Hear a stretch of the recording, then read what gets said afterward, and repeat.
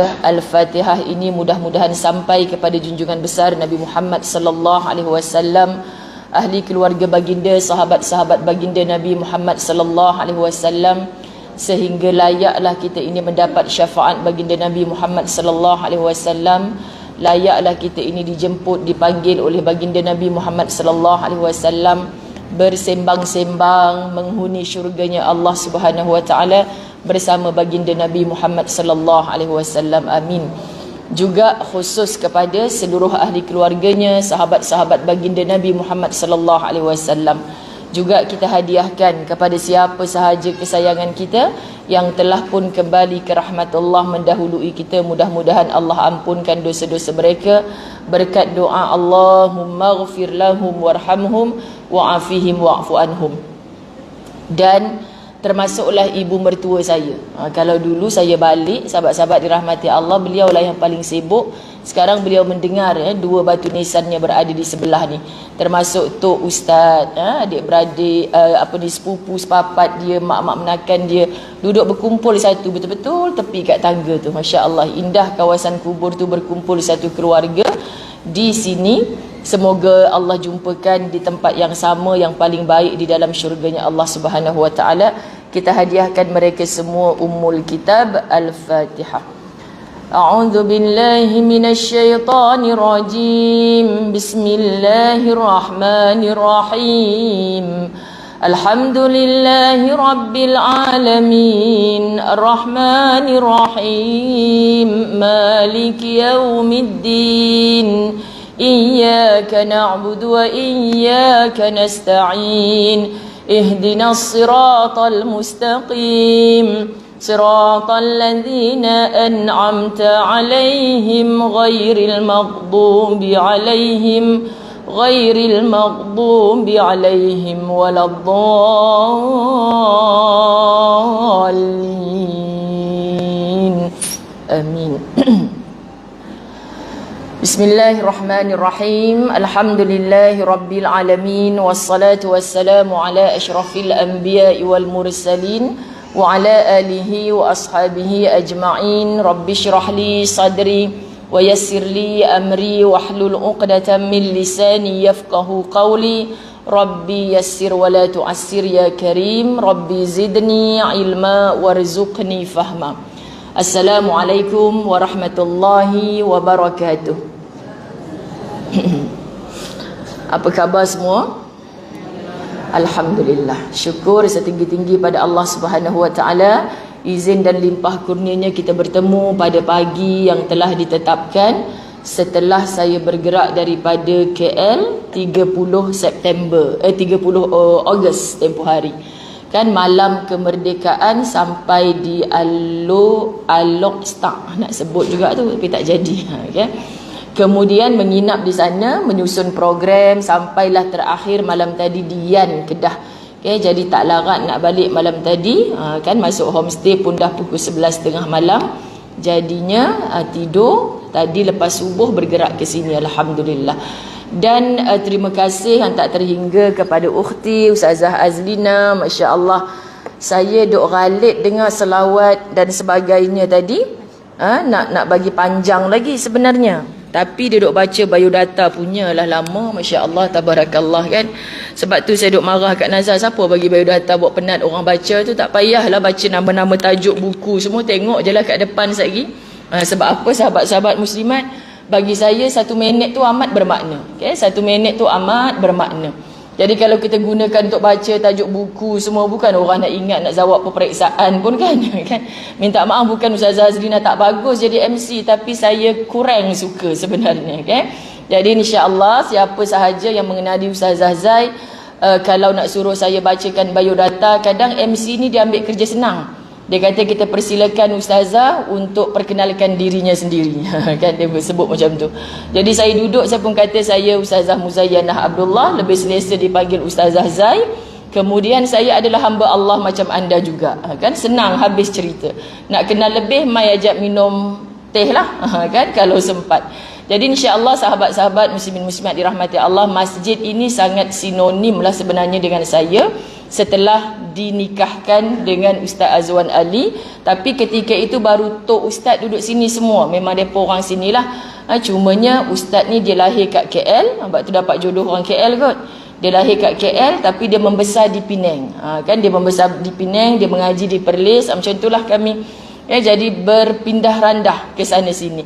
Tapi bila balik kampung tu, saya balik kampung tu ke Penang lah, sebab masa tu kononnya kahwin dengan orang Penang. Tapi bila balik Penang, Sabtu Ahad cuti, mesti ada masa ataupun jam kami yang ke Kulim, sebab tok berada di Kulim. Okey. Jadi Masjid Kelang Lama ni biasa, sampai saya pernah bawa satu bas daripada KL singgah solat jamak Zuhur dan Asar di sini. Saya ingat lagi masa tu. Tapi tak ada siapa lah kenal saya masa tu. Kan satu bas singgah. Kan satu bas singgah lama. Sebab saya dalam kerja dakwah ni dah lebih 20 tahun. Okay? Jadi alhamdulillah teringin sebenarnya bila datang ke sini solat hari raya, solat malam, kadang ustaz datang maghrib isyak tu saya ikut datang kat sini. Bila datang rumah tok tu subuh saya datang sini. Jadi tak sangkalah hari ni meja penceramah ni saya conquer. Okay, kan, dengan bangganya. Sebab lama dah duk intai bila lah nak datang sini. Tapi alhamdulillah kebiasaannya begitulah. Kan di tempat kita sendiri, hatta di surau rumah saya hanya dapat berikan masa untuk mereka sebulan sekali berkuliah. Kan, jadi mudah-mudahan sahabat-sahabat muslimin muslimat dirahmati Allah, bukanlah dengan nawaitu untuk mengajar, untuk berkuliah, sebab masjid ini pasti didatangi oleh para masyaikh, oleh guru-guru kita seluruh negeri Kedah insya-Allah yang sangat saya kagumi ilmunya. Kan malam tadi saya berforum dengan Al-Fadilah Ustazah Ainul Mardiyah. Dia kata lama dah tak datang Kedah. Saya kata saya biasa je datang Kedah ni, PKP pun kami datang Kedah. Punya dahsyat Ustazah Zai sebab pakai surat polis, boleh rentah negeri juga kan. Boleh juga datang Kedah sebab mak mertua saya tu meninggal masa PKPP. PKPP sudah pemulihan. Jadi tak ada masalah saudara mara nak ziarah. Cuma jenazah tak boleh dibawa masuk ke dalam ruang masjid ni. Sedikit sedih lah. Tapi masih bersyukur sebab saudara mara tak ada halangan untuk datang ziarah. Tapi depan rumah tu sat-sat polis lalu masa tu kan. Jadi jenazahnya dibawa solat di hadapan ruang depan ni. Sebab pintu masjid tak boleh masuk. Sedih juga, tapi bukan sedih sebab masjid ni tak bagus. Tak, semua satu negara ketika itu macam itulah. Boleh sembahyang kat luar. Tapi saudara mara semua boleh ramai datang. Ramai juga yang datang solat jenazah. Cumanya tak dapat masuk ke dalam. Okay? Kita kadang-kadang masa PKP tu kita ada rasa macam mana, Allahu Akbar, hanya AJK je boleh solat dekat masjid. Kan ingat dia seorang nak masuk syurga, kita pun nak masuk syurga juga. Tapi undang-undang ketika itu. Cuma kita pandang sisi positif, ya Allah, sedih orang boleh pergi masjid, aku tak boleh masuk masjid. Ada tak perasaan macam tu? Jadi kita minta doa kepada Allah, cepatlah berakhir PKP ni ya Allah ketika itu kan. Sebab kita rindu masjid surau dibuka. Kita tak nak tengok anak-anak lelaki kita, suami kita tak menghadirkan diri ke rumah Allah, ke masjid. Tapi hari ini setelah pintu masjid terbuka luas, kita boleh rapat-rapatkan saf, kita boleh cantumkan bahu-bahu kita dalam pengajian ilmu. Kenapa tak ramai orang yang nak menghadirkan diri ke masjid? Jadi peranan kita para ibu, kalau kita tak mendatangi saf solat berjemaah, tanggungjawab kita cakap, bagi tahu, pujuk, doakan untuk lelaki-lelaki kita khususnya mendatangi saf-saf solat berjemaah. Jangan tempik tengking macam biasa. Gunakan ilmu yang kita ada. Hadis Nabi, ayat-ayat Quran, kelebihan-kelebihan tentang mendatangi saf-saf solat berjemaah khususnya bagi orang lelaki. Kerana kita kejutkan mereka, kita ajak mereka, kita gula-gulakan anak-anak lelaki kita yang masih belum remaja, tak pandai lagi nak melawan cakap kita. Serahkan mereka kepada Allah. Pilah sembahyang kat masjid, tak apa, ibu hantar. Walaupun ibu sakit kepala, pening, tak larat, ibu pi hantar. Waktu solat Jumaat, ayahnya pergi bekerja, kita hantar mereka solat Jumaat. Jangan kita rasa pak dia pergi kerja, ustazah siapa nak bawa dia pergi solat Jumaat. Korban ibu-ibu dirahmati Allah. Biasakan anak-anak lelaki kita dengan masjid surau di kawasan rumah kita. Sebab inilah sahaja khazanah, inilah sahaja kebaikan. Bila mereka balik ke rumah kita, mereka akan membawa keberkatan. Masya Allah. Jadi hari ini apabila saya didatangi poster siapa layak digelar mujahadah mula-mulanya, saya terkejut. Apa hal pula mujahadah ni? Ni mesti selalu dengar kuliah Ustazah Zai. Ustazah selalu ajak, jom kita bermujahadah. Kan? Jadi tak boleh nak salah sesiapa. Saya pagi dekat sahabat yang menguruskan, saya pun kata minta masjid tukar bukan mujahadah tapi mujahidah. Okay? Sebab wanita-wanita mujahidah, dia layak digelar mujahidah apabila dia banyak bermujahadah. Baru betul. Okay? Mujahadahnya tu perbuatan yang kita kena buat, barulah layak digelar mujahidah. Ini indahnya bahasa Arab. Macam sama tapi tak sama. Alah, apa salahnya Ustazah, satu baris je pun tak boleh sebab lain maksud dia. Tapi kalau Ustazah Zai, tadi Ustaz Azwan baru perasan kan, nama awak dekat poster ni MUZAI, dia kata kan. Kak Nazar kata tu asal Ustaz. Kan sebenarnya dah tukar. Saya tak kisahlah. Sahabat-sahabat dirahmati Allah, saya tak pernah kisah kalau dengan nama saya ni. Yang penting orang kenal saya Ustazah Zai sudah. Kan Muzayyanah ke, Muzainah ke, lagi syok Ustazah nama apa? Nama Zainab ke? Dia kata kan. Nama Zaitun ke? Suka hati lah cik. Sebab orang duk panggil Muzayyanah, orang panggil Ustazah Zai. Kadang nasib baik tak kata Zainal ke? Jenuh pula kita kan. Sebab jarang-jarang orang panggil nama Zai tu di tengah-tengah. Rupanya namanya Muzayyanah. Muzayyanah ni kalau orang mengaji bahasa Arab, insya-Allah boleh sebut dengan tepat lah. Sebab maksudnya yang dihiasi. Dihiasi oleh orang kulim rupanya. Tak sangka lah saya dapat jodoh orang kulim. Jadi sahabat-sahabat dirahmati Allah, siapa sebenarnya yang layak digelar mujahidah? Are you ready? Ni soalan orang KL ni. Ready ke tidak ni nak digelar mujahidah? Kan? Sonyap je orang kulim ni. Okey ke? Santai-santai saja. Ustazah bukan nak berkuliah pun hari ni. Ramai ustaz-ustaz yang hebat-hebat mengajar kitab di sini. Setiap waktu datang berkuliah. Kita menadah ilmu dengan mereka. Sebab mereka membawa kitab-kitab yang muktabar. Rugi kalau kita tak follow mereka. Itulah guru-guru kita yang sebenar. Ustazah Zai hanya datang untuk mencantum ukhuwah fillah. Saya pun jadi seronok. Kan hampir setiap bulan lah tanpa fail bila datang. Sama ada sampai ataupun sebelum balik. Kalau sampai tu cuaca tak mengizinkan, baliknya tu saya akan wajibkan singgah di Masjid Kelang Lama, bukan masuk kat dalam ni. Pergi tepi masjid. Itulah dia kubur mak mertua saya. Kan saya nak tiru almarhum Tuan Guru Harundin dalam ceramah-ceramahnya biasa cakap kalau balik ke Perlis tu, datang jauh daripada KL, dia tak pergi mana dulu, dia mesti ziarah kubur mak ayahnya dulu. Sahabat-sahabat dirahmati Allah, kalau tak sempat masa pergi tu, baliknya. Sebab kita selalu masa hidup, kan sahabat-sahabat dirahmati Allah, kita ziarah, tapi masa matinya kita tak ziarah. Sama je kan Ustazah hadiahkan doa. Tadi Ustazah baca Fatihah, Allahumma ghafir lahum, sampai juga pada arwah mak ayah saya, betul sampai. Tapi macam tidak ada adab lah kita dengan orang tua kita. Dulu balik kampung kita cari dia dulu. Tapi sekarang balik kampung kita pergi shopping, tempat-tempat makan. Bang, kalau balik kulim mesti nak makan tu, mesti nak makan ni. Tapi kubur mak tak singgah. Tak mesti baca surah Yasin yang panjang tu sebab banyak lagi masa kita nak guna untuk lain. Tapi sekurang-kurangnya kita ziarah sekejap. Baca Fatihah, baca 3 kul. Sebab apa? Yasinnya nanti masa kita baca dekat rumah dalam keadaan santai, tenang-tenang, kita niatkanlah kepada mereka. Ni sahabat-sahabat muslimin muslimat, saya percaya di situ juga ada keberkatannya.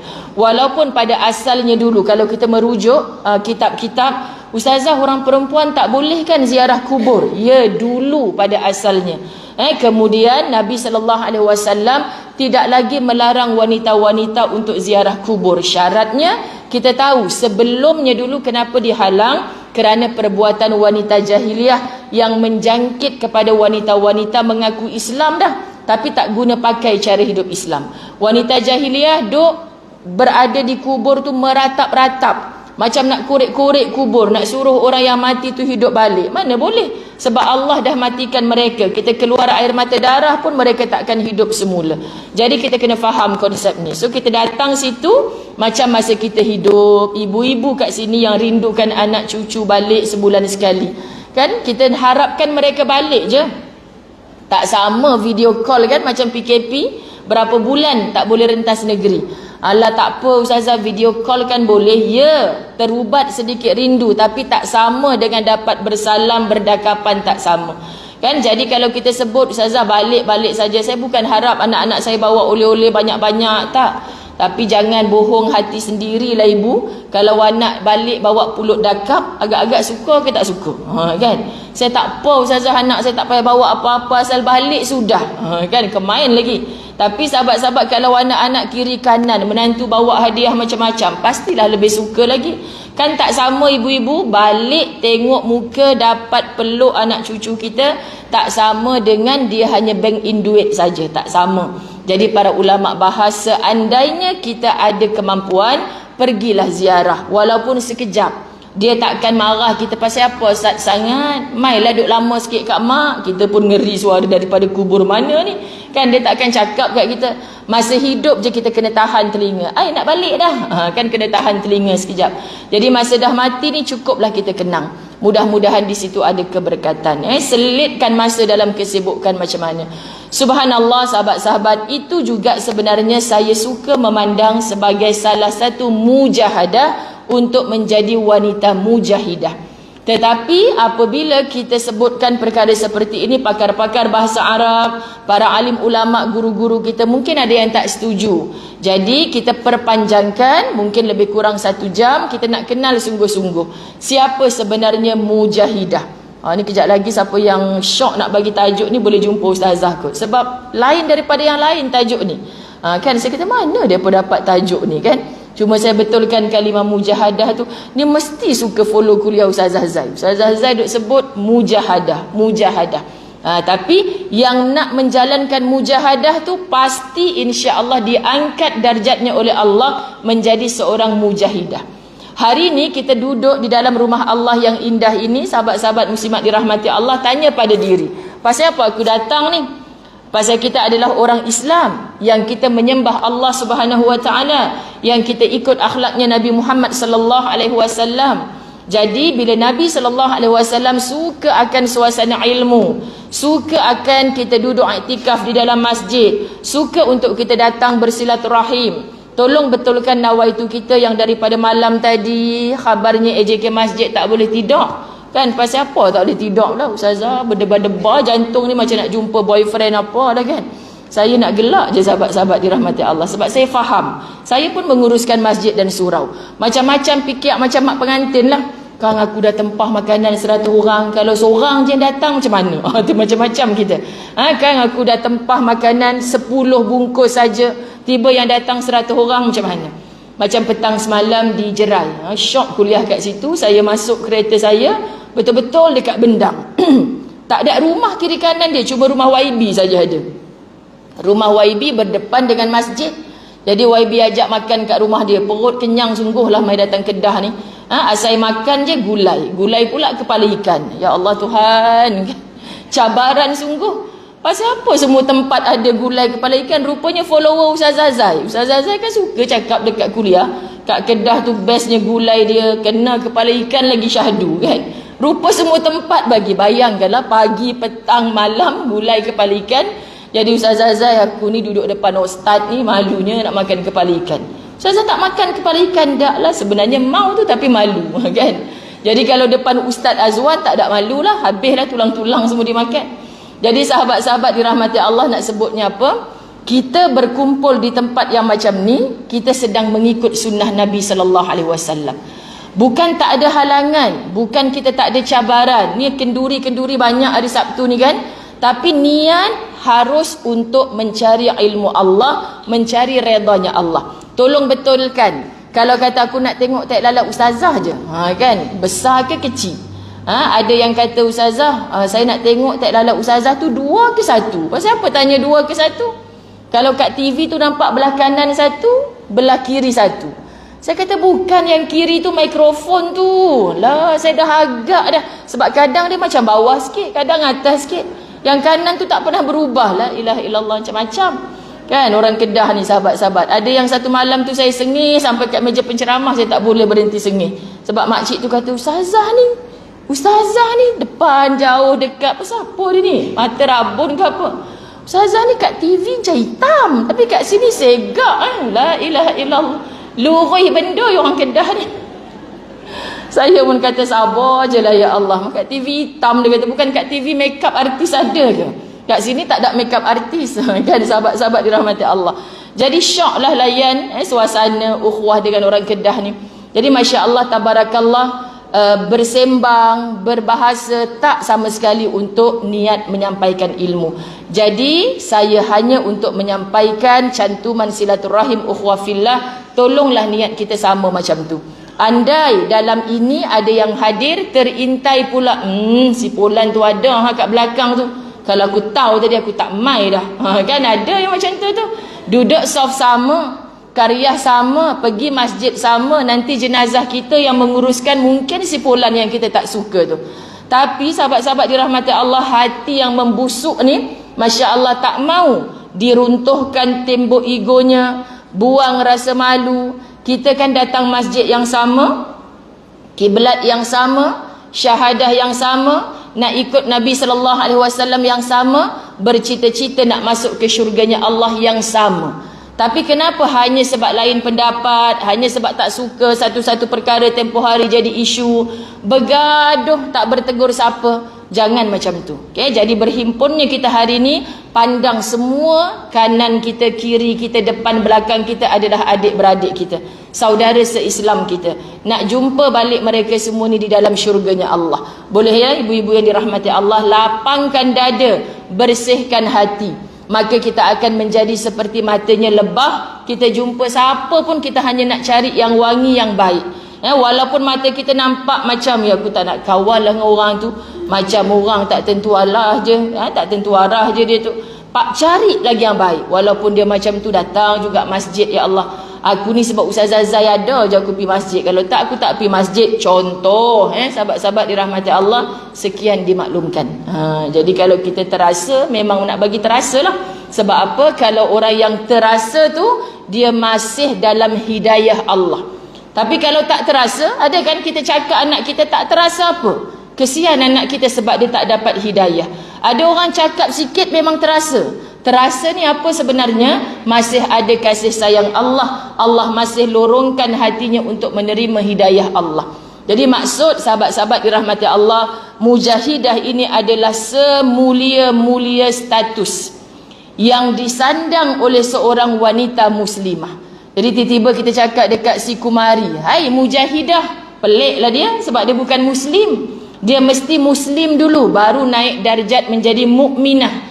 Di kalangan mukminah itulah adanya mujahidah. Mudah-mudahan mujahidah itu adalah kita. Faham ya? Dalam kaitannya dengan status ini, seorang muslimah harus boleh memahami secara benar bahawa jawatan mujahidah bukan nama pemberian dari seseorang. Sedap juga nama mujahidah ni Ustazah. Ni menantu tengah mengandung 9 bulan, tengah cari nama, nak buh nama mujahidah lah. Boleh Ustazah? Kan tak salah. Tapi sahabat-sahabat dirahmati Allah, bukan nama mujahidah tu, tapi gelaran mujahidah. Kalau orang panggil Ustazah Muzayyana si mujahidah, kita pun kata kat mana pula aku bermujahadah sangat ni. Faham ya? Orang panggil kita Ustazah Muzayyanah tu seorang mujahidah, kita kena sedar diri. Kat mana aku banyak mujahadah ni ya Allah? Kita suka bermalas-malasan, kita tak mencari redanya Allah melalui susah payah dalam hidup ni, tapi kita nak digelar mujahidah. Sebab tu wanita-wanita sekarang bila kita sebut ni lah calon-calon ahli syurga, grup WhatsApp kita nama BFF Til Jannah, tak henti-henti. Sebut Firdausi, sebut syurga, sebut jannah. Cubalah merasa malu dengan Allah. Adakah perbuatan aku ni perbuatan si ahli syurga dah ya Allah? Kan kalau kita namakan grup ini grup ahli syurga, tapi sekejap-sekejap ngumpat orang tu, jap-jap ngumpat orang ni. PM tepi ni grup kita-kita aja. Hok tadi 200 orang satu grup. Ustaz Azwan baru ni dia kata, "Ya, abang notis satu benda dah, kenapa? Sekarang ni WhatsApp group bukan 200 lebih dah maksimum. Boleh masuk 500 lebih tu," dia katakan. Dia perasan sahabat-sahabat dirahmati Allah. Boleh masuk 500 lebih kan. Maksudnya lagi ramai. Lagi ramai, lagi payah kita nak ber-PM tepi, nak bersembang hal-hal tertentu. Maka kita pun saling screenshot, PM tepi, jom kita buat grup kita-kita aja. Rupanya yang kita-kita aja tu nak ngumpat salah seorang daripada 500 orang kat dalam tu. Allahu Rabbi. Yang kita-kita aja tu, kita-kita aja Til Jannah. Ustazah Zai akan screenshot tajuk atas tu, ni Til Jannah ke Tinar ni sebenarnya. Kan sahabat-sahabat dirahmati Allah, tolong ada ketegasan. Kita nak bercakap tentang apa? Sebab kita nak menjadi wanita yang bermujahadah sebelum kita layak digelar seorang mujahidah. Ini sebab saya kata kalau para masyaikh, guru-guru kita mendengar, salah Ustazah Zaini. Mujahidah ni adalah orang yang sanggup syahid di medan perang. Boleh dihitung dengan jari sahaja siapa para mujahidah Islam yang sanggup mengangkat senjata. Antaranya Khawlah Al-Azwar. Siapa? Setangkas Khalid Al-Walid kalau di medan perang. Wanita ni, tapi boleh mengangkat senjata di medan perang. Khawlah Al-Azwar. Subhanallah, sahabat-sahabat dirahmati Allah. Kita, Ustazah cerita dekat kuliah mana kemarin, saya kalau orang tanya, Ustazah bila nak bawa orang trip pergi Palestin lagi? Macam telan ayat liok banyak kali ni. Ya, aku nak pergi sebenarnya, nak bawa grup pergi sana. Tapi takut. Sebab apa takut? Sebab sekali saya pergi dulu, kena. Kan waktu orang tengah solat Jumaat, saya ABC ketika tu bawa 3-4 orang yang sama-sama tak solat, tunggu jemaah keluar solat Jumaat. Duduklah saya dekat tangga. Subhanallah, kan, sembang-sembang dengan kakak-kakak tu. Buatlah sedikit pengisian. Dah kita tak boleh masuk solat Jumaat, kita sembanglah benda yang baik-baik di luar tu. Elok orang bagi salam solat Jumaat, bunyi berdilan. Nampak segala api-api semua ni, sahabat-sahabat dirahmati Allah. Tak tahu nak berlari kat mana. Ya Allah, aku tak jumpa dah lagi aku duk keluar daripada masjid saat gini. Rupanya betul, pasti perkara macam ni biasa berlaku di bumi Palestin.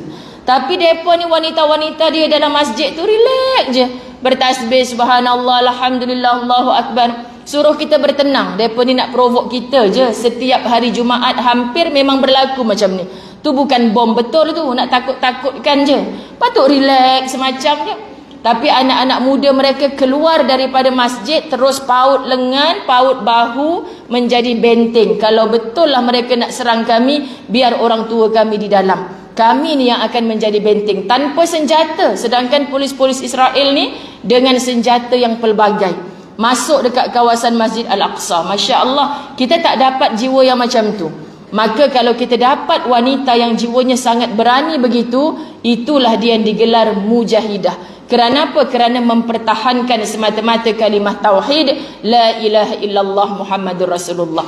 Jadi Ustazah Zai pada pagi ini bercakap ikut konteks orang Kulim. Kalau kata ada ketua muslimat kita yang angkat senjata petang semalam, kan, Ustazah ni pasal apa pula? Kami aman damai tenang kat sini. Ustazah Ainul Mardiah kata, saya dah lama tak mai Kedah, saya rasa macam ada satu aura tenang datang Kedah ni. Bahagia sebab pergi masjid sebelah kubur.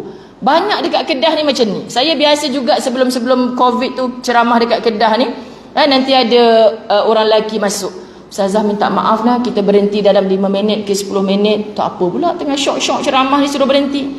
Jenazah nak mai satgi Ustazah, jenazah nak mai. Jalan kaki ke apa jenazah ni, kan sahabat? Jadi maknanya jenazah nak mai ni semua kena solat jenazah. Masya Allah, bagusnya. Tu saya kata dekat masjid-masjid di KL, kita pun tak payah tunggu. Sebab disegerakan pengurusan jenazah tu adalah yang terbaik. Solat jenazah bukan lama mana. Berhenti sekejap, muslimat yang ada wuduk boleh terus pergi dekat ruang muslimat, boleh solat jenazah sekali. Pahalanya tu jauh lebih besar, sebesar Jabal Uhud satu kali solat jenazah. Jadi orang yang biasa ikut Ustazah umrah pun macam tu, kan? Solat jenazah ya cik, ingat tahu dah, Allahu Akbar, dia pergi rokok pula. Pasal apa nak rokok pula cik? Tak pernah Ustazah solat jenazah. Tak apa, mai sini. Apakah itu solat jenazah? Pasal apa tak ada rokok? Pasal apa tak ada sujud? Sebab kita tak dibolehkan menyembah manusia, walaupun manusia itu telah mati. Jenazah duduk kat depan, pasal apa kita nak rokok dan sujud? Kita disuruh menyembah Allah Subhanahu Wa Taala semata-mata. Semua dalam Islam ni ada hikmahnya. Jadi sahabat-sahabat dirahmati Allah, seseorang yang nak digelar mujahidah tu sebenarnya terhasil daripada kegigihannya bermujahadah. Kena faham ya? Terhasil daripada kegigihannya bermujahadah. Ini yang dilakukan dalam usahanya menegakkan syariat Islam. Jadi kalau kita faham, nak jadi seorang mujahidah, layak aku bergelar mujahidah, mesti gigih untuk menegakkan syariat Islam. Sebab aku tak ada peluang nak mengangkat senjata, nak mati di medan jihad seperti orang-orang yang terdahulu. Bagaimana kisah Sumayyah, wanita syahid yang pertama, sahabat-sahabat dirahmati Allah, kerana menegakkan syariat Islam. Jadi kita tak ada peluang macam tu, maka apa yang kita nak tegakkan, paling kurang kita berjuang dengan title kita sebagai seorang isteri. Sebab itu seorang isteri yang pagi tadi subuhnya tidak ke masjid, cukuplah untuk mengejutkan sang suami, abang 5 minit lagi nak subuh, jom abang pergi masjid. Kan saya dengan anak kecil nak uruskan budak-budak nak pergi sekolah lagi, abang pergi masjid. Dah 30 tahun pujuk ustazah, haram tak mau pi. Contoh, kita dapat tak pahala selama 30 tahun? Dapat, ibu-ibu dirahmati Allah. Mudahnya wanita nak ke syurga Allah. Kita kejut sahaja. Kejut, tolonglah 30 tahun yang dulu sebagai isteri yang masih cantik, muda, masih halus suaranya, sekarang dah 30 tahun, sudah pasti ada perubahan. Tolonglah ubah mengikut ilmu yang kita ada. Dulu kita mengajak dengan nafsu, malulah bang kalau mak tahu abang tak sembahyang ni. Kalau orang tahu abang tak sembahyang ni, saya nak letak muka tang mana? Malu kerana makhluk. Hari ni kita ubah, ya Allah abang, 30 tahun dah. Semalam jumpa doktor kata dah campur satu lagi kencing manis, darah tinggi, jantung pula dah. Orang yang tak sakit pun boleh mati, apatah lagi orang yang macam-macam penyakit macam abang ni. Paksalah diri nak pergi masjid abang. Kita sama-sama nak bersanding lagi dalam syurga Allah. Pujuk dengan ilmu, pujuk dengan kesedaran. Setelah malamnya kita bersolat hajat dengan air mata, lembutkan hati suamiku ya Allah. Bantu dia dengan hidayahmu ya Allah. Kasihani suamiku. Sedangkan orang yang duduk 24 jam dalam masjid pun belum tentu syurga. Suamiku yang malas nak ke masjid ni macam mana ya Allah? Tolong ya Allah, besok aku nak kejut lagi entah kali yang keberapa ribu kali. Permudahkan. Kita tak tahu bila Allah nak angkat doa-doa kita, bila Allah nak lembutkan hati suami kita. Bila kita berkata lantak pi lah ustazah, kubur masing-masing. Dia masuk neraka, saya babai je. Confident sungguh. Isterinya nak masuk syurga, sahabat-sahabat. Kita orang perempuan ni memang selalu overconfident. Saya rasa ustazah suami saya tu memang tak ada harapan lah nak masuk syurga. La ilaha illallah. Itu yang saya syok kalau ngajar muslimat, makcik-makcik ni, sahabat-sahabat dirahmati Allah. Satgi dia ikut, saya pergi kat kereta. Ustazah, cik nak tanya satu perkara. Perkara apa cik? Cik kahwin 3 kali. Bagus tahniah cik. Kan? Tapi itulah ustazah, suami pertama kahwin, dapat anak 4 orang, semua jadi orang, alhamdulillah, lawyer, doktor, alhamdulillah. Tapi sibuk kan ustazah, tak pernah pimpin tangan acik pergi masjid, tak sembahyang dulu arwah ni ustazah, agak-agak Allah ampun tak dosa dia. Acik minta Allah ampunkan dosanya. Kita tak tahu, mana mungkin daripada doa anak tolong istighfar untuk ayahnya, mudah-mudahan Allah hapuskan dosa-dosanya, amin. Suami yang kedua ustazah macam tu juga. Tapi kahwin yang ketiga ni alhamdulillah lah ustazah, imam. Selalu bawa acik pergi masjid, balik rumah ngaji sama-sama. Lepas tu meninggal juga dah. Ni acik confuse ni, nanti acik masuk syurga sanding dengan yang mana satu? Kan main lagi sahabat-sahabat, soalan tu canggih. Jadi ustazah pun kata, acik ni dah confirm syurga ke belum? Malah tak tahu lagi syurga ke tidak. Jadi tak payah fokus yang pertama syurga ke tidak, kedua, ketiga syurga ke tidak, doa. Sebab kita tak tahu apa yang berlaku selepas kematian kita. Yang kita ni sibuk orang tu syurga ke neraka, syurga ke neraka, kita tak sempat nak hisap diri kita sendiri. Ini kesilapan yang besar bagi seorang wanita. Jadi kejut je, ajak je, bagi tahu, jangan ada niat nak menyindir. Jangan ada niat nak menyakitkan hati. Niat semata-mata aku nak tengok lagi wajah suami aku ni dalam syurga ya Allah. Tak sanggup aku kalau hari ni dia balik lambat pun aku resah, telefon berkali-kali, abang kat mana, hujan ribut taufan ni, tak balik rumah lagi, saya risau ni. Tak risau ke kita kalau kita dah masuk syurga, kita tak nampak wajah suami kita dalam syurga, sahabat-sahabat? Sebab tu hari ni kita nak jemput, nak mengajak dia dengan kasih sayang, bukan dengan dendam, bukan dengan sakit hati, bukan rasa malu. Malu kita ni kadang pada jiran. Dah balik umrah, dah tua-tua, ustazah tak pergi masjid. Jiran ni asyik tanya pula, laki tak pergi masjid ke? Kan? Jiran busybody. Sahabat-sahabat dirahmati Allah. Jadi kita usahakan. Anak macam tu juga. Bilik pertama kejut, kan? Bilik kedua, bilik ketiga, bilik keempat. Bangun bilik keempat, yang pertama tidur balik. Kita dah ulang macam tu je lah. Subhanallah. Last-last dengan saya tak sembahyang subuh ustazah. Pula dah. Akhirnya satu keluarga tak jadi syurga. Jadi sahabat-sahabat dirahmati Allah, kejut, ajak, bagi tahu. Mungkin sekarang tidak lagi, Tapi saya selalu bagi tahu kepada seluruh para muslimat, mungkin dia ke masjid, dia datang untuk solat berjemaah, aminkan bacaan imam ketika mana? Ketika ibunya diusung sebagai jenazah ke masjid. Kita tak tahu. Itulah anak lelaki kita mungkin pertama kali datang masjid, mengalir air matanya tengah solatkan jenazah sang ibu. Kerana apa ibu-ibu dirahmati Allah? Dia terkenang, mak aku lah dulu suruh datang masjid ni, tapi aku tak pernah datang. Rupanya Allah paksa aku untuk datang mengaminkan solat jenazah kepada ibu aku. Sedar diri tu masa mak dah tak boleh bercakap. Ramai yang mengadu pada ustazah. Yang wanita pun macam tu. Kan suruh pakai tudung, tak mau pakai tudung. Tapi bila maknya mati, rasa malu tak tenggek selendang atas kepala orang duk pakat baca Yasin keliling jenazah mak. Baru baca Yasin dengan air mata. Lepas ni tak ada siapa dah nak ingatkan aku ni, ya Allah. Tak ada siapa dah nak bising aku keluar rumah, tudung mana kakak. Tak ada siapa dah. Maka mulai hari ni tolong dia Allah, aku tak nak cabut dah tudung atas kepala aku ni. Maka ibu-ibu dirahmati Allah, bila anak lelaki kita dah ke masjid, anak perempuan kita dah tutup aurat, sebab baru sedar bila kita dah tak ada. Rugi tak kita? Jangan kata rugi. Kalau kita dah mati baru nak berubah, baik tak payah ustazah. Saya tak boleh masuk kat Facebook gambar anak saya pakai tudung. La ilaha illallah Muhammadar Rasulullah. Saya tak boleh cerita kat kawan-kawan masjid saya tu, anak saya lah tu yang rajin pergi masjid tu. Kan? Itulah silap kita. Sebenarnya Allah pilih ibu yang tak henti berdoa, yang berusaha. Ini adalah wanita-wanita mujahidah yang mengharapkan benih zuriat keturunannya menjadi orang soleh dan solehah. Tak pernah berhenti dengan kasih sayang, sahabat-sahabat mengajak. Itulah dakwah kita yang paling besar. Tolong ibu-ibu dirahmati Allah. Sebab tu malam tadi di hadapan ramai lelaki dalam kuliah maghrib. Lepas kuliah maghrib start forum, pukul 9.50 baru berhenti bercakap. Ya Allah, ni kuliah kelima aku ni ngantuk ni ya Allah. Tapi nampak pokcik-pokcik ni semangat je dengar. Tajuknya malu lambang wanita merdeka. Saya pesan pada lelaki-lelaki yang datang semalam, tolong merasa cemburu dengan anak-anak perempuanmu yang menari-nari di hadapan TikTok, yang bermedia sosial tanpa rasa malu, dipuji, disokong oleh orang-orang lelaki yang bukan mahram. Tolong tegur mereka. Tolong jadi rakan Facebook kepada anak-anak perempuan kamu, rakan-rakan IG kepada anak-anak perempuan kamu.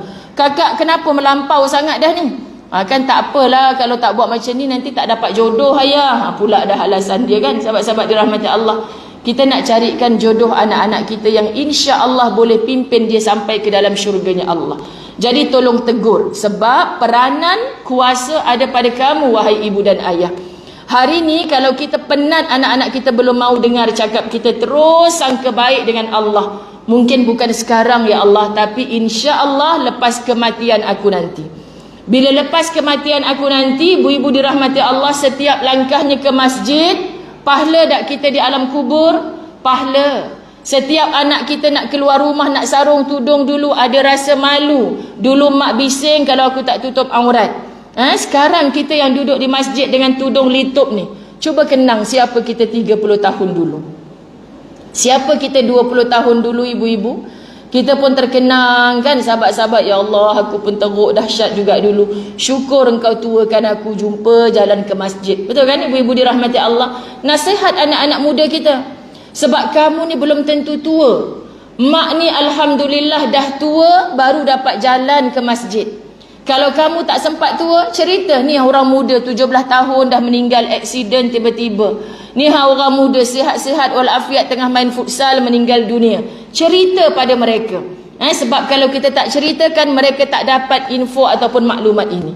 Ini ibu-ibu yang dirahmati Allah. Semoga di sisi Allah kita digelar sebagai mujahidah kerana betahnya kita, kuatnya kita untuk mengajak seluruh ahli keluarga kita ke jalan-jalan Allah Subhanahu wa taala.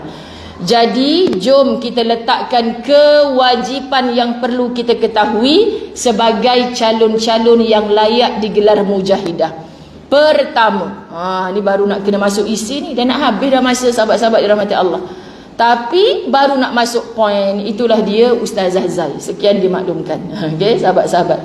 Pertama, tidak boleh berundur dan pantang menyerah walaupun dalam suasana bagaimanapun. Jangan berundur. Jangan menyerah. Ini bukan cerita dalam peperangan. Kita berperang dengan hawa nafsu kita sendiri. Cantik juga anak aku pakai ketat-ketat ni ya. Kan? Nafsu kita. Tak apalah bang, muda lagi, nanti dah tua tak lalu dah dia nak pakai ketat-ketat tu.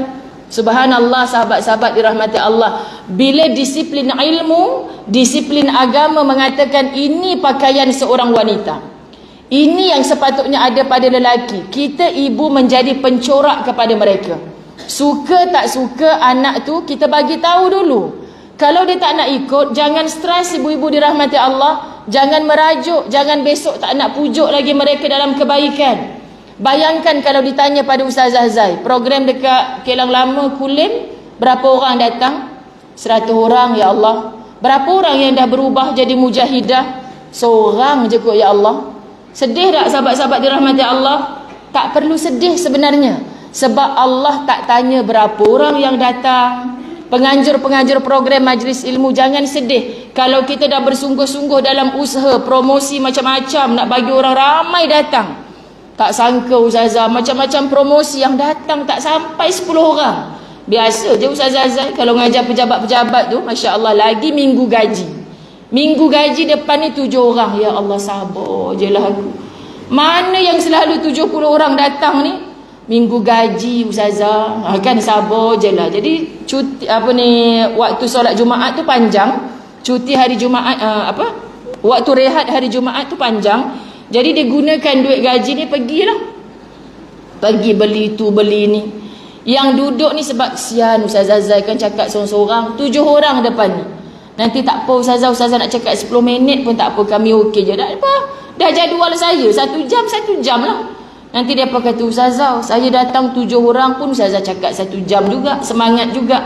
Dah bukan sebab berapa orang yang datang, tapi sebab Allah tahu nawaitu kita, sahabat-sahabat. Ibu, Allah tahu tak niat kita nak masukkan anak-anak kita ke dalam syurga.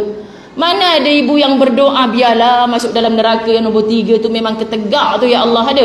Tak ada, subhanallah. Tapi tolong kawal lidah kita. Anak 1, 2, anak 2 okey, anak 1 okey, anak 2 okey, anak 4 okey. Yang ketiga ni, di bibir kita kalau jumpa ambil report kat depan cikgu. Cikgu kata, puan, ni tak pernah buat homework. Memang kat sekolah suka kacau kawan-kawan. Memang cikgu nombor 3 ni tak tahulah, saya bagi makan sama je. Ikut pak dia ni cikgu, ikut pak dia. Pula dah sahabat-sahabat dia rahmati Allah. Tak tahu nak cakap dah, memang ketegak mulut kita ni. Jadi nombor 3 ni duduk mendom je sebelah cikgu, sebelah mak. Hati ni sahabat-sahabat, ada rasa malu tak dia dibegitukan? Malu. Rasa down tak dia down? Sahabat-sahabat, biar cikgu kata dia tak bagus, biar kawan-kawan kata dia tak bagus, jangan ibu kata dia tak bagus. Faham ibu-ibu dirahmati Allah? Tapi kadang-kadang cikgu kata bagus, kawan masih sayang dia. Mak ni hari-hari cakap, hang nak jadi apa? Hang nak jadi apa? Akhirnya dia lost. Tak ada pun panduan, tak ada pun rasa kasih sayang dikasihi oleh sang ibu. Bila anak-anak kita rasa hilang keyakinan dengan ibu, dia takkan percaya dengan orang lain lagi dah. Fahamnya sahabat-sahabat dirahmati Allah? Kita banyak tersilap. Sebab yang 1, 2, 4 yang baik ni kita puji sebut. Jumpa saudara marah, tu memang tu baru ni SPM 10A. Dapat naik pentas depan cikgu, Allah bangganya lah hati ni. Subhanallah, memang baguslah, tak tahulah. Aku dulu masa duk ngandungkan dia baca Yasin 100 kali kot. Kan kita duk act dengan kita sendiri. Kan? Pergi rumah saudara. Lepas tu marah anak-anak. Pasal apa hang dah besar ni tak mau pergi beraya rumah mak-mak menakan? Kalau dia boleh jawab dah, kalau jumpa mak menakan nasi kutuk aku je. Kan sahabat-sahabat dirahmati Allah. Depa pun ada maruah diri. Jadi ibu-ibu dirahmati Allah, tolong menjadi sandaran yang paling kukuh kepada anak-anak kita. Biar orang kecam, biar orang benci anak-anak kita. Masya Allah. Kan semalam saya terbaca satu messenger. Saya bila jauhlah ilmu macam ni memang tak sempat nak tengok. Tapi terbaca satu mesej ibu yang sangat panjang. Ustazah, terima kasih kuliah la tahzan, betul-betul menguatkan jiwa saya. Bukan terima kasih pada saya. Akak dapat sesuatu ni sebab akak istiqamah. Hari-hari akak dengar, hari-hari akak ambil suplemen vitamin untuk hati akak. So akak dapat jawapan kepada permasalahan hidup akak. Ketika mula-mula saya dengar la tahzan Ustazah, anak saya, rumah saya didatangi polis. Anak saya ditangkap 3 tahun 8 bulan. Kena sebatan 18 kali. Sebab didapati terlibat dengan dadah. Hati ibu mana ustazah yang tak sakit? Kan saya down, saya hampir mati sampai kena sakit jantung. Suami saya lah bantu saya untuk bangkit semula. Kawan saya share kuliah La Tahzan masa tu bab ke-58. Oh, dia cerita satu persatu. Terima kasih ustazah, saya tahu ini semua tarbiyah daripada Allah. Sekarang saya bukan marah-marah dengan Allah, tapi saya bersyukur kerana Allah mendidik anak saya dalam penjara tu dengan caranya Allah. Sangka baik, sangka baik, sangka baik. Mungkin silap saya ustazah, memang anak saya ni dulu masa kecil sampai remaja belajarnya tak pandai macam adik-beradik lain. Jadi saya selalu menafikan dia. Saya banyak bermuhasabah bila dia duduk dalam ni. Saya banyak solat taubat, saya banyak minta ampun. Moga-moga nanti dia keluar daripada penjara, dia bakal menjadi anak-anak yang baru bagi saya, anak yang soleh bagi saya. Masya Allah. Ramai ibu-ibu yang mengakui kesilapan kerana tak sedar terberdoa yang buruk kepada anak-anak dan menjatuhkan maruah diri anak-anak sendiri. Ibu saat semua orang tak boleh terima anak kita, dia menumpang rahim kita 9 bulan 10 hari. Biar semua orang mengecam buruk anak kita, kita masih boleh menjadi pendokong yang paling kuat kepada anak-anak kita. Faham ya ibu-ibu dirahmati Allah? Sebab dijamin oleh Allah doanya seorang ibu tak ada hijab. Siapa lagi nak doakan anak kita dengan ikhlas? Walaupun ketika kita bercakap dengan dia, dia tak pandang muka kita lagi dah. Sedih ustazah budak-budak sekarang. Kita bercakap, dia tak tengok muka kita. Subhanallah cik, acik tahu tak? Nabi Nuh tu dia nak berdakwah, bukan orang tak pandang muka dia. Nampak je Nabi Nuh terus ambil kain kelubung muka, sumbat telinga dengan kapas. Punya benci tengok Nabi Nuh. Ada tak acik ni anak tak suka dengar nasihat acik ni sampai kelubung dengan kain pelekat, sumbat dengan kapas telinga? Tak ada lah sampai lagu tu. Jadi tengok Nabi Nuh, beratus tahun berapa orang saja ikut dia. Dan kalau kita kata tu Nabi Nuh saja, ni kita ni, subhanallah sahabat. Nabi Nuh syurga tak? Syurga. Besar tak ujian Nabi Nuh dalam dakwah? Besar. Siapa yang tak nak ikut Nabi Nuh? Bukan orang kampung, bukan orang jauh. Isteri dan anak sendiri tak nak ikut Nabi Nuh. Sama tak ujiannya dengan kita? Ustazah, saya cakap baik-baik. Saya ni cikgu sekolah ustazah. 1000 orang budak boleh dengar cakap saya.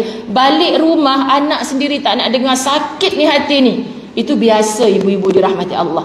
Sebab Allah dah turunkan contoh tauladan untuk kita menangis pada diri kita sendiri. Bukan aku seorang ya Allah. Aku nak masuk syurga macam Nabi Nuh. Aku nak masuk syurga macam Nabi Yusuf. Aku nak masuk syurga macam penghulu syurga itulah Muhammad sallallahu alaihi wasallam.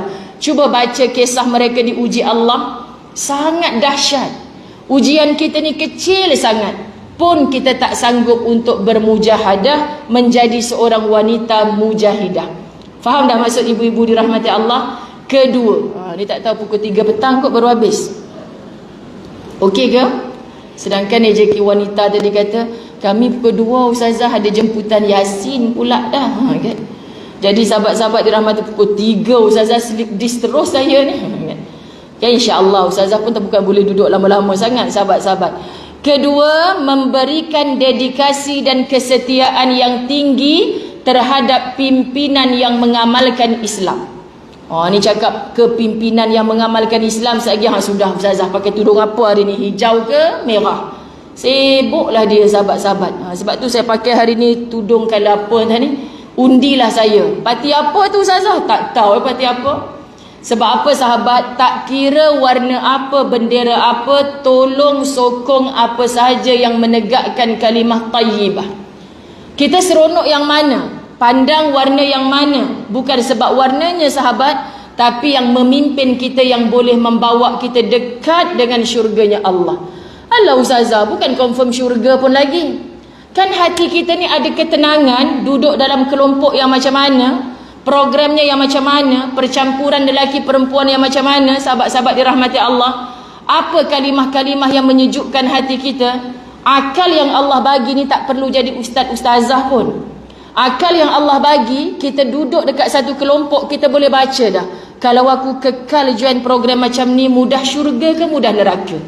Faham tak maksud?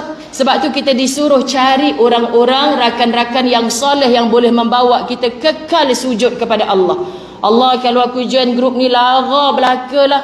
kena karaoke dulu, kena nyanyi-nyanyi dulu, kena joget-joget dulu, siap pertandingan duet antara suami orang dengan isteri orang. Ni apa cerita ni ya Allah? Kita boleh pilih sahabat-sahabat dirahmati Allah. Jadi kenapa kita nak ikut kawan? Hang pilih yang mana? Tak payah tanya. Suami isteri nak, bang, yang mana bang? Subhanallah, sahabat-sahabat dirahmati Allah. Sebab kita ada akal yang sempurna. Kita ikut mana kepimpinan yang boleh mengajak diri kita, yang mana mengajak seluruh ahli keluarga kita, insya-Allah makin dekat dengan Allah. Alhamdulillah bang, sejak dia tu jadi ketua kampung kita ni, dia pi setiap rumah ni nak ajak semua lelaki-lelaki solat berjemaah ni. Kalau dulu tu memang tak lah kan bang. Contoh sahabat-sahabat dirahmati Allah. Begitu jugalah anak-anak dengan ibu dan ayah. Ayah saya tu Ustazah tahu marah je, tapi kalau ibu saya dia tunggu saya, kejut saya tunggu. Mak saya dulu pesan macam tu. Nak kejut anak-anak jangan tempik tengah basuh pinggan. Long, dah sembahyang ke belum? Kita basuh pinggan sampai siap. Mak saya tinggal kerja duduk tepi anak. Bangunlah sayang. Bangun, jangan sampai bapak kau marah nanti. Kalau bapak marah tak apa, mak boleh defend. Tapi kalau Allah marah macam mana? Bangun. Kecil lagi dipimpin kita pergi bila air untuk berwuduk. Wuduk dia tunggu lagi sebab ada perangai abang saya seorang. Wuduk dah. Kemudian dia bentang sejadah, dia landing. Subhanallah, mak saya lagi bijak. Dia intai bawah. Tak ada kaki orang pun atas sejadah tu. Dah lah mak, dah sembahyang tadi. Kau bangun sembahyang balik sekarang, mak tunggu. 4 rakaat lah. Faham tak sahabat? Tegas dalam bab solat. Tapi kalau kita jerit, tak sampai ke hati mereka. Kan dah solat ke belum? Tadi masih ibu basuh pinggan, kakak dah solat lah. Kita percaya kat dia. Kita tak nampakkan kat dia. Ni mak tengok depan mata mak. Nanti nak sambung belajar kat luar negara, mak tak ada. Kamu tahu tak kalau mak tak ada pun Allah nampak apa yang kamu buat. Hari-hari kena kenalkan mereka dengan Allah yang maha melihat. Datangkan mereka rasa takut bukan kepada ayah, kepada ibu, tetapi kepada Tuhan ayah, Tuhan ibu, Tuhannya dia. Tuhannya Nabi Adam sampai Tuhannya Nabi Muhammad sallallahu alaihi wasallam. Siapakah itu? Allah. Tuhan kita semua sama je. Orang kaya Tuhannya Allah, orang miskin Tuhannya Allah. Kenapa kita nak mengasing-asingkan diri kita, sahabat-sahabat dirahmati Allah? Itu kedua. Ketiga, melatih diri dalam pelbagai keterampilan dan keahlian.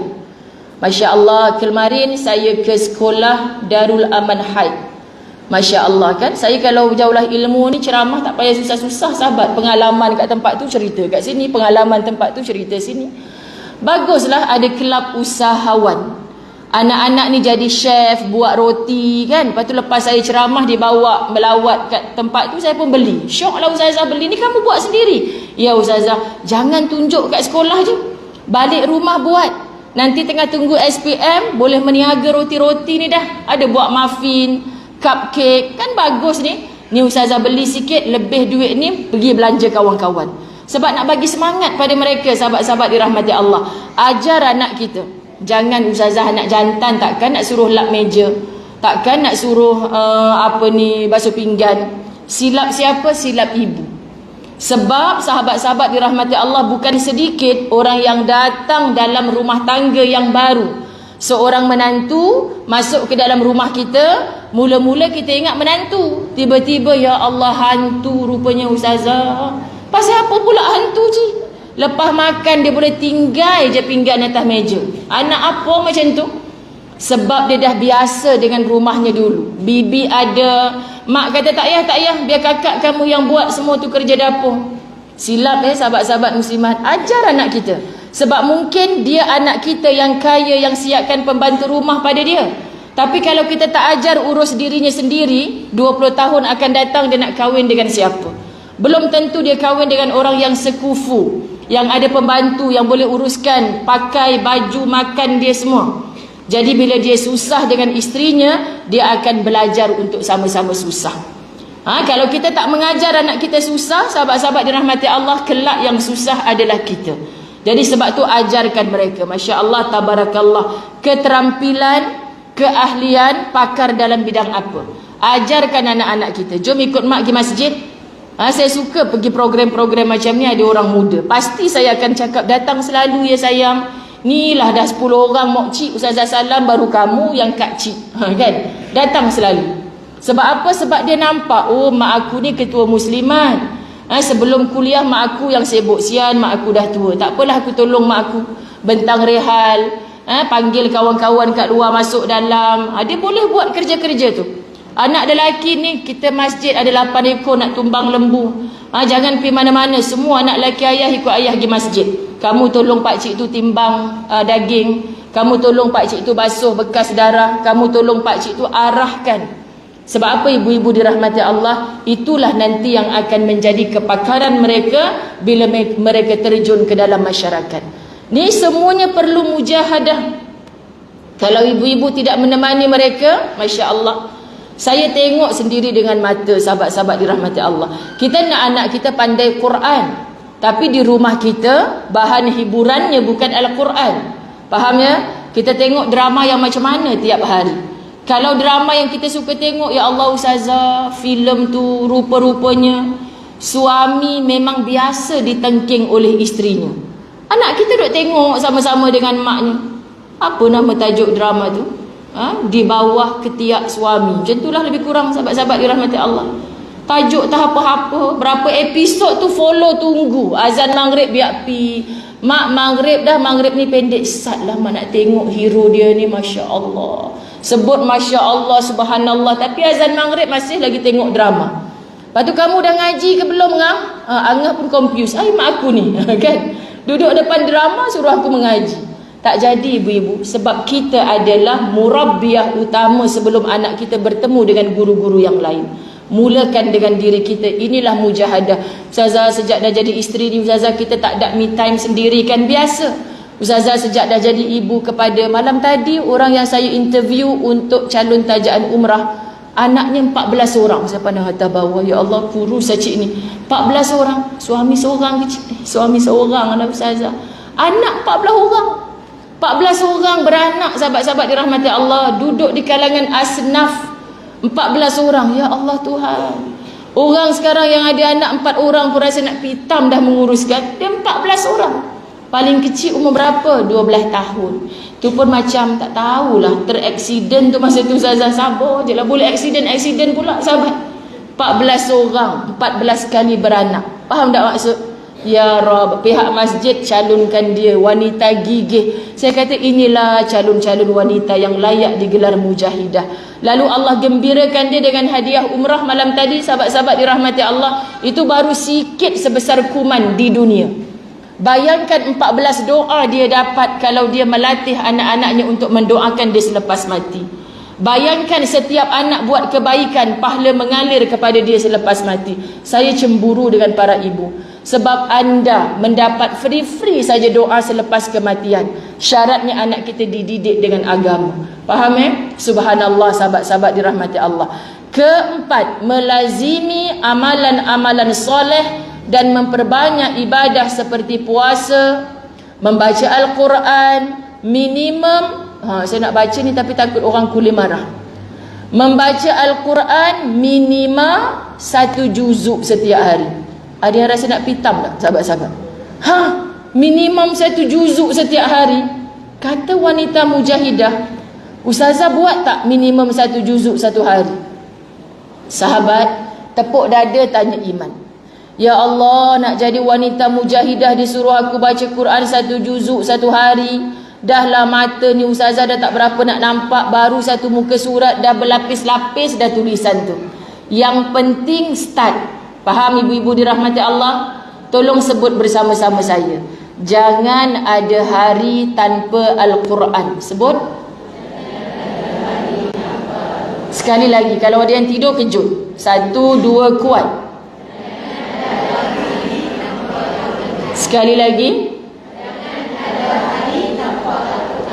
Jadi jangan ada hari tanpa Al-Quran. Saya cakap tak? Jangan ada hari tanpa 1 juzuk. Cakap tak? Tak. Jadi Quran buka walaupun 1 ayat. Please. Saya kerja Ustazah macam mana? Kat meja pejabat. Lepas kita punch in, sebelum kita buat kerja lain, Bismillahirrahmanirrahim. Yasin. Sadaqallahul azim. Boleh tak? Ya Allah, kedekutnya Ustazah, Yasin je kot. Panjanglah sikit. Tahu tak apa? Dia bila kita start, Allah akan datangkan rasa. Teruknya aku ni ya Allah, sehari satu ayat je, besok aku nak baca setengah muka lah. Bila dah makin lazat, ya Allah setengah muka je, aku makan setengah pinggan tak cukup, kena satu pinggan penuh tu dia. Mulai besok aku nak baca satu muka surat ya Allah. Istiqamah lagi, mujahadah, subhanallah. Tak lama lepas tu, lepas 40 hari, lepas 4 bulan mungkin, ya Allah sempat je rupanya aku baca satu juzuk, nak satu muka. Aku nak tambah satu muka surat setengah ya Allah. Percayalah, meremang bulu roma saya nak sebut ni ibu-ibu dirahmati Allah. Kita tak start lagi, kita tak cuba lagi, tapi kita dah beralasan. Cuba buat, cuba buat, cuba buat. Ramai orang yang cabar dirinya sendiri untuk buat, akhirnya dia dapat manfaat. Soheh lah ustazah, dulu tu saya asyik tak sempat je. Sekarang saya paksa diri saya, subhanallah. Saya boleh baca satu hari 10 muka surat. Kerja saya siap macam tu juga. Bahkan terasa berkat. Kalau dulu ustazah masak, kalau tak pukul 2 petang tak siap masak. Lah ni sebelum Zuhur dah siap masak. Pelik saya. Sebab barakah pagi-pagi saya mulakan dengan Quran. Orang paksa diri sahabat, inilah istiqamah. Nak istiqamah perlukan mujahadah. Barulah boleh lahir wanita mujahidah. Saya bagi contoh mudah kalau ia boleh dicontohi. Ustazah macam mana ustazah boleh tiap hari selama 413 hari, ustazah kat Mekah ke, ustazah kat mana ke, mesti ustazah mengajar la tahzan. Sebab saya dah janji pada diri saya. Bila saya dah janji, mati je yang boleh memisahkan, sahabat-sahabat dirahmati Allah. Semoga kita menjadi manusia macam tu. Ya Allah, aku penat, aku tak larat, tapi aku cubalah ya Allah, setengah jam pun tak apalah hari ni. Bila dah start cakap, tak ada setengah jamnya, sahabat-sahabat dirahmati Allah, hilang penat. Tapi kalau hari ni aku nak rehat lah ya Allah, tak larat sungguh ni, besok setan akan datang balik. Semalam boleh je rehat, rehatlah lagi, baru 2 hari rehat. Besok tak ada siapa pun marah, tak apalah ustazah rehat, kami faham. Memanglah semua orang faham. Tapi kamu tak faham nawaitu kamu nak bergelar wanita mujahidah. Kamu kena lawan, berperang dengan nafsu kamu sendiri. Faham ya ibu-ibu dirahmati Allah? Percayalah. Sebab saya dah jumpa ramai sahabat-sahabat anak murid saya, orang profesional, kontraktor yang hebat, doktor yang berjaya. Ustazah, bila saya dengar ceramah ustazah, solat dulu baru utamakan kerja, ajaib. Kerja saya yang dulu 6 jam baru siap, sekarang 4 jam boleh selesai. Sebab apa ya? Sebab saya utamakan solat di awal waktu. Lepas solat saya sambung kerja, siap kerja barakah. Tapi kalau jap aku ada kerja ya Allah, hayya 'alas salah, jap aku ada kerja ya Allah, aku ada kerja. Nabi tolong isterinya buat kerja, tapi Aisyah pernah merajuk, bila hayya 'alas salah, Nabi tinggal, Aisyah tinggal kerja, aku nak pergi solat jemaah. Istiqamah. Lalu Aisyah diberi faham oleh Allah, Allah dulu baru kamu Aisyah, Allah dulu baru tugas-tugas dunia kamu. Keluarga akan respect. Ni bapa aku bab solat, kau jangan buat main. Dia tak berani bawa kawan-kawan tak solat kat rumah. Itu yang berlaku sahabat-sahabat. Kalau bapa saya cakap, abang saya, aku tak nak tengok kau kawan dengan orang tak sembahyang. Kalau tak sembahyang, jangan masuk dalam rumah aku. Nampak kawan-kawan abang saya pakai rantai, kau lelaki ke perempuan? Kan? Lelaki pakcik. Siapa dia rantai kat leher tu, keluar, cabut, buang rantai kat luar, baru masuk rumah pakcik. Orang takut sahabat, tapi tak benci, alhamdulillah. Sebab apa? Sebab dia tahu itu disiplin. Kita tegas pada benda yang tepat. Dan tolong dengan sangat sahabat-sahabat dirahmati Allah, bagi tahu mereka, ini bukan undang-undang pakcik, ini undang-undang Allah. Tapi kalau sat boleh, sat tak boleh, memang budak-budak pening kepala. Siapa je hatta anak dia buat salah, dia tegur. Faham ya ibu-ibu, ayah-ayah dirahmati Allah. Yang yang kelima, selalu bersikap waspada dan tidak mudah terpengaruh.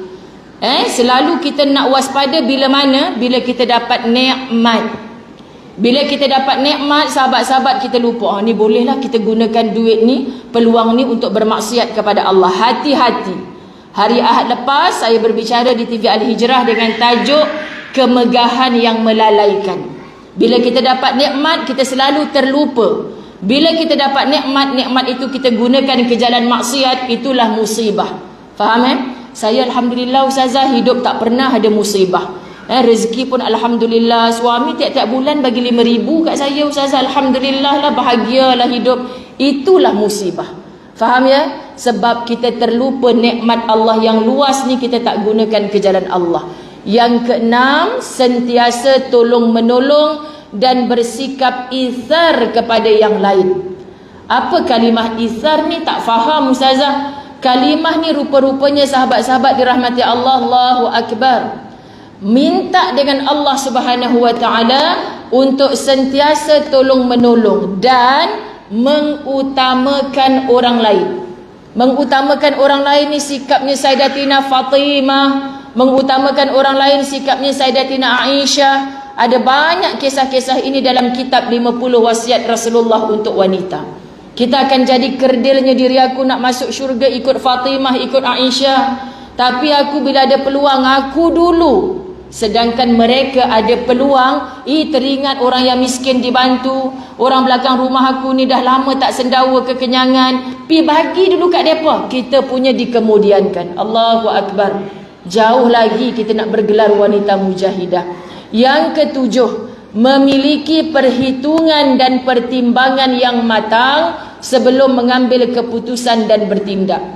Orang kata wanita ni suka ikut emosi. Jangan marah kalau orang cakap macam tu, sebab Allah yang bagi tahu kita ni memang banyak pendek akalnya berbanding orang lelaki. Sebab tu sahabat-sahabat, kuasa talak dalam Islam hanya pada orang lelaki. Betul kan? Macam mana pun isteri pompeng embebel kan, dia buat tak tahu. Geram saya Ustazah, suami saya ni. Kenapa kak? Kita cakap lah banyak kali, dia boleh diam je. Nasib baik dia diam kak. Kalau dia kata aku ceraikan kau talak 3, jenuh kita. Faham ya sahabat-sahabat? Macam mana dia marah, dia ambil kunci motor pergi lepak kedai mamak lah, lagi bagus. Nanti bila mak kau senyap, kau telefon ayah, ayah balik. Kan itu orang lelaki. Tapi kalau kita kena bebel dengan suami, kan apa kita cakap? Payah sangat abang ceraikan saya, ceraikan saya, ceraikan saya. Bergegar arasy Allah sahabat-sahabat dirahmati Allah. Sebab tu kuasa talak tak pada kita. Kenapa balik lambat bang? Saya ceraikan abang, talak 30. Pergi keluar rumah kan sahabat. Allah tahu emosi wanita ni. Jadi sebelum kita bercakap, tolong fikir dulu wahai wanita. Aku memang berhak nak marah dia ni, tapi kalau aku marah satgi kang, kan? Nak marah tapi kena sabar, nak marah tapi kena sabar, kan macam tu? Kan sahabat-sahabat. Akhirnya, bang abang nak pergi kerja. Saya ada benda sebenarnya nak cakap dengan abang. Cakaplah ni abang tengah free ni. Tak apalah, nanti abang lambat pula masuk kerja. Abang balik makan tengah hari kan? Balik hari ni. Nanti tengah hari saya cakap. Tadi kata ada benda nak cakap. Alah abang budak nangis pula nak susu ni. Abang pergi kerja dululah. Petang nanti saya cakap. Sahabat-sahabat. Petang nanti pula kita dah, aku kena cakap juga ni. Kena cakap. Tak boleh jadi ni laki aku ni. Kena cakap. Lala balik yang abang beli pisang goreng panas-panas ni sedapnya yang. Tadi kata ada benda nak cakap. Tak jadilah bang, lupa dah nak cakap apa. Sebenarnya nak marah tu pagi tadi. Tapi sebab kita menangguhkan kemarahan, Allah datangkan suasana yang indah untuk sejukkan hati kita balik. Tapi tengah marah, tak fikir dulu, marah terus akan jadi apa sahabat-sahabat dirahmati Allah? Tiba-tiba keluar pula kedah dia kan? Marah terus kan sahabat-sahabat dirahmati Allah. Dia jadi apa? Kita kata, kenapa tak balik kat suami outstation ke? Dalam hati kata merajuk, sebab aku tengking dia, laki aku memang jenis lembik gitu. Sekali kena tengking tak balik rumah dah. Sahabat-sahabat, akhirnya bukan makin baik tapi makin jauh, makin jauh. Jadi matanglah wahai wanita, sebelum kita buka mulut dengan emosi, timbang dulu dengan akal untuk kita bercakap. Ke-8, mengikhlaskan niat dan tujuan hanya untuk mencapai mardatillah. Kejut anak sebab nak dapat redha Allah, cakap yang baik dengan suami sebab nak dapat redha Allah, berbuat baik dengan siapa saja sebab nak redha Allah. AJK buat program hari ni sebab nak dapat redha Allah sahabat-sahabat. Tak payah intai kejap lagi Facebook berapa like hari ni, tak payah. Redha Allah semata. Subhanallah. Terakhir, memiliki kesabaran dan kestabilan jiwa dalam menghadapi pasang surutnya fitnah dan cubaan. Berapa tahun dah ibu-ibu hidup? 40 tahun Ustazah, 60 tahun Ustazah. Apa yang makcik tak lalui? Betul kan ibu-ibu dirahmati Allah? Sebab tu saya suka sembang dengan orang tua. Ya Allah Ustazah, Cik ingat lagi masa Cik dulu mengandung 9 bulan. Masa itulah baru pakciknya dapat kerja jauh daripada makcik. Beranak seorang-seorang Ustazah, sedihlah masa tu, tak tahu nak kata apa. Tapi tengok anak sulung makcik tu, Masya Allah, dia kental jiwa dia, paling kuat. Rupanya ada hikmah. Acik belajar hidup sorang-sorang. Suami baik Ustazah, tapi dah tugas duduk jauh. Jadi bezalah anak sulung tu, dia macam pandai berdikari. Tu rupanya hikmah yang kita nampak lepas beberapa tahun. Betul kan? Kan biasa kita hidup. Ustazah, hari tu taja kereta saya pancit tengah jalan malam-malam tepi kelapa sawit. Nasib baiklah ada orang lalu. Apa maksud nasib baik tu? Mesti ada sesuatu yang baik Allah nak hantarkan. Kamu lalui sahaja.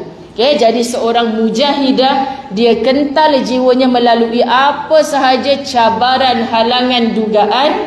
Saya selalu sebut di mana-mana, tolong bila berlaku apa jua takdir dalam hidup kita, pilihlah untuk berdamai dengan takdir. Boleh ibu-ibu dirahmati Allah? Kalau kita berperang dengan takdir, yang kalah pasti kita.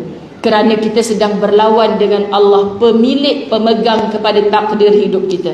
Jadi insya-Allah Allah beri kekuatan, fikir-fikirkan, tanya diri sendiri, agak-agaknya ya Allah, akukah wanita mujahidah itu?